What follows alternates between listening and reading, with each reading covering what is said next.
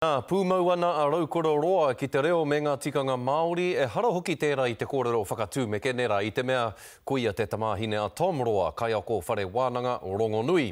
Engari kei Hawaii a raukura e whakaako ana i te reo me ngā tikanga Māori, hei tā perewi hongi kei pō he tātou kei tauri kure ia e mahi ana. I te mea he nui ngā mānuka hei hiki ake mā raukura rā atu rā mai pērā i te whakatau moke moke me te kohi tauira mo ana whakaakoranga. Pai. Kei hea ngā matapihi. He raukura mo tōna iwi e puare matapihi ana mō enei tauira o te whare wānanga o Hawaii o tira mōna anō. Atu i te noho ki Hawaii, tēnei whenua mā koha. Ko au ana ke te kai whakaakore o Māori, no reira māku anō taku hōtaka e whakarite.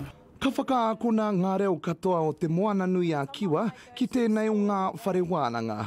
Kua toru taua roa e whakaako Māori ana i tōna ake rautaki tonu. Ko te oranga, ko te matenga rānei o tēnei hōtaka, kei roto i te kapu akuringa. No reira, ki te kore au i te pīrangi haere mai ki te mahi, ka mate taku tūranga. Ka pai, kei muri te kua hai a koe. What are you saying? He ture tonu kia ako ia tauira o te whare wānanga nei i tētahi reo atu i te reo Pākehā. Me tā roa, he ture me mātua kawea atu e te wā kāinga tonu. Me mātua ako kia puta ai te ihu, kia riro ai ia rātau tētehi tohu, me moiho rātau ki tētehi reo atu i te reo Pākehā.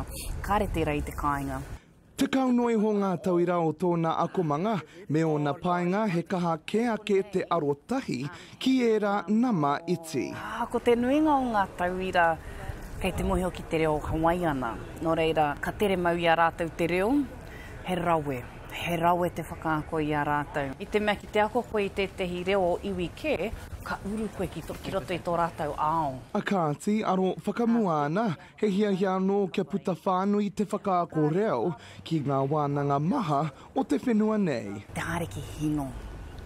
Te tino pirangi haere, toro atu ki tērā whānau, tērā ohana ki reira, ki te whakaako i te reo Māori, maka olelo Hawaii. Ara te reo Māori e whakaraukura nei i enei manu mā tauranga, kia rere, kia puta ki te ao. Perewihongi atu i Hawaii mō te karere.